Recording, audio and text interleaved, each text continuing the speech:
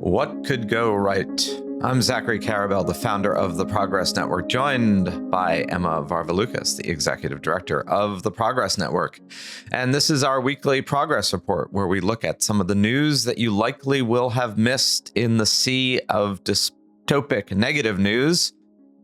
Emma, what news? What news do you bring from afar? Yeah, and I should say, too, that we're not going to talk about Trump at all this episode. So, except for that one mention. Except for that one mention. But besides, not going to have any serious discussion about Trump. So this is going to be a little pally. All right, there's another one. Oh, okay. Enough about that guy. He who shall not be named. I was just about to make a Voldemort joke. Yes. Yeah, I know. Yes. Okay. Anyway. Okay, so this one is actually, I think, maybe controversial to some. Curious to hear your reaction.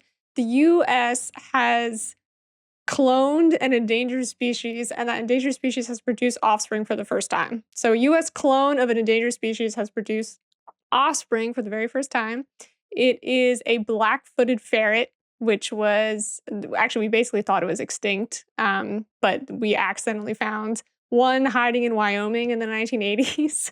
And I think there's less than 400 black-footed ferrets in existence now in the U.S. And because all of the black-footed ferrets that are currently running around descend from only 7 individuals because the population got so low, they're very concerned about genetic diversity. So essentially, they collected genetic material from a ferret. I think her name was Willa. Yes, in 1988.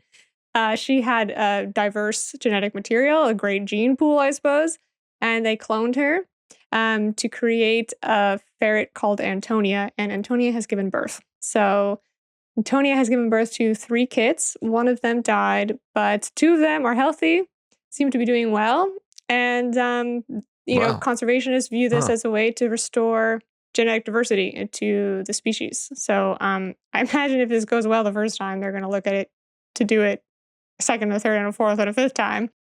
So she was hiding somewhere in Wyoming going, oh my God, I'm the last black-footed ferret. By the way, saying that sounds like some bizarre tongue twister, black-footed ferret, black-footed ferret. Yeah. So look, there's a lot of, I would say, mixed feelings that people have about cloning. There's a lot of concern about what that will do, particularly if it starts becoming human, i.e. particularly if we start using cloning techniques and applying them to humans, which seems to be a barrier right now that no one is quite willing to go toward, but I assume will happen.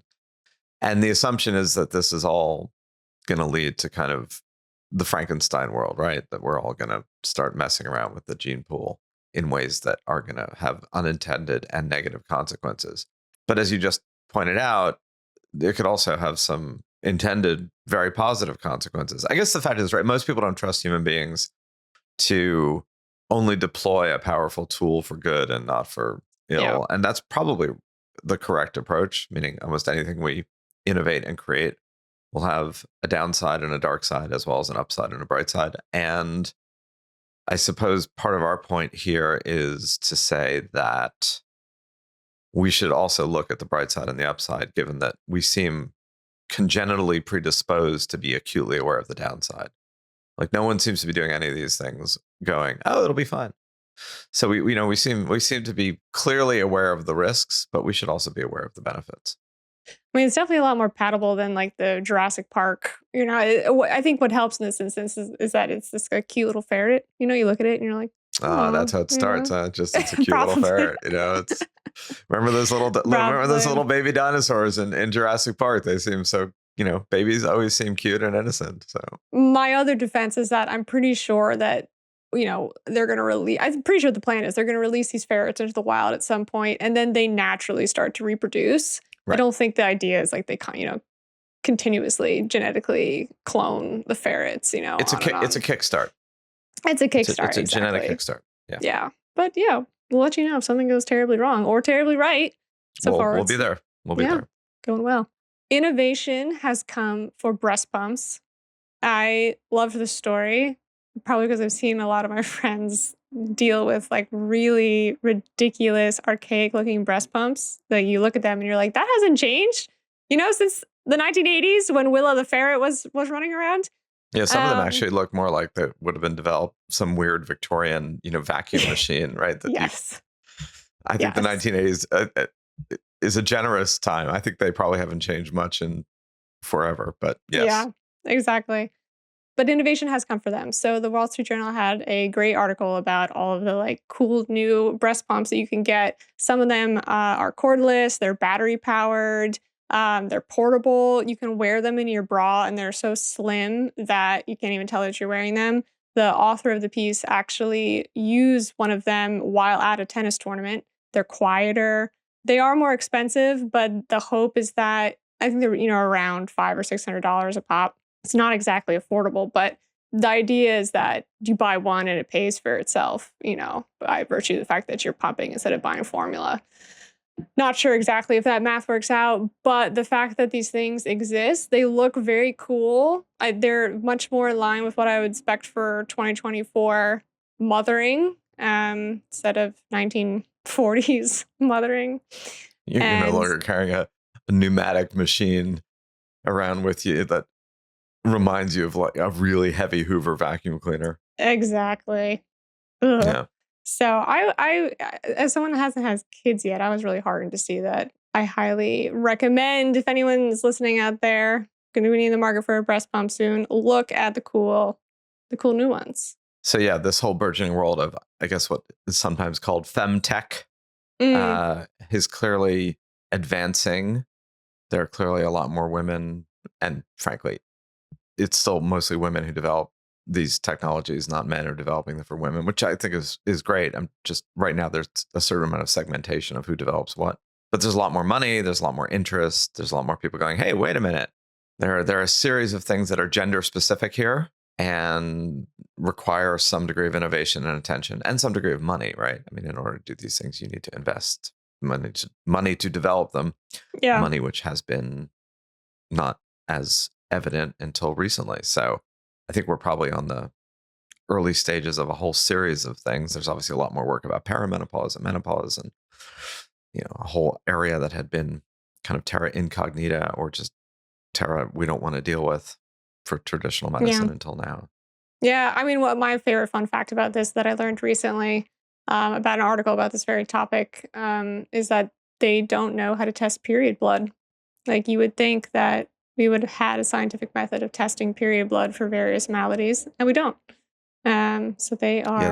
that is weird given that It's we weird, right? constantly we're testing every bodily fluid essentially. You would Yeah. think I mean literally, tears, sweat, blood, pus. I mean, obviously we could go on and on and on, but it would seem that that would have been an obvious one. So that's actually pretty astonishing that it Yeah. has not And you would yet assume been. it's a rich source of information, Yeah. like So so they're trying to figure that out. Let's do two quick ones before we end. Number one, good news about American life expectancy. Started to decline around 2015 and then had a pretty significant dip during COVID, which of course was a unique event. But there was worries that like it was just kind of generally going to decline since the decline started before the pandemic. But no, we have since recovered. It's at the highest point in our history now, and hopefully that trajectory is going to continue. It is, this is the common criticism. It is lower than in other developed nations, like if you're going to compare us to Europe, but at least we are back on track now. So life expectancy is now a 79.3 years, a hearty 79.3. yeah, and obviously that is even greater. So if you reach the age of 60, your life expectancy, I think even for men is like 84 and for women it's like Mm, 88. So to some degree, the picture gets better as you get older, assuming you get older. right. Because as obviously this also includes things like opioid overdoses and Right. things like that. It's not just like old age. Right. Traffic accidents. I mean, it's Traffic, all yeah, cause mortality. So, exactly. and So the thing there that's important is also always be careful about over extrapolating from a trend that's only a few years old. In that, if it's only a few years old, maybe it's a new trend or maybe it's an anomaly. And there's always that question of like, how long does something have to be an anomaly before it's a new thing? And how long do you allow for something to be an anomaly before you rush to this is a new trend? Uh, but it is an example of, I mean, there was plenty of commentary starting around 2016, 2017, first about deaths of despair and opioids. And then, of course, people didn't just say, well, COVID was an anomaly. They said COVID exposed the healthcare fault lines that had been existing anyway, and therefore made manifest what was already a problem. Some of that was clearly true, by the way. But the calling of a new trend, like American life expectancy is going down, why? Let's raise the alarm bells, was probably not the right trend. Yeah, and it also doesn't seem to be corrected now that it's back on track. Like, there's not an effervescence of news articles about that. I haven't Yeah. seen. I saw that on Twitter. Yeah. you know. No headlines. Yeah. So, and last but not least, just I don't know. This was an interesting one for me. It's mostly bad news, but there's a glimmer of hope, and I'm throwing it in there because I had no idea this was even a problem. Sexually transmitted infections have doubled since 2004 in the United States. I had no idea. Like, this is not something that I have read in the news. Maybe I'm the only one, but yeah, they have nearly doubled since 2004. And they are finding in 2023, for the first time in a long time, that those cases, the numbers of cases, are slowing down.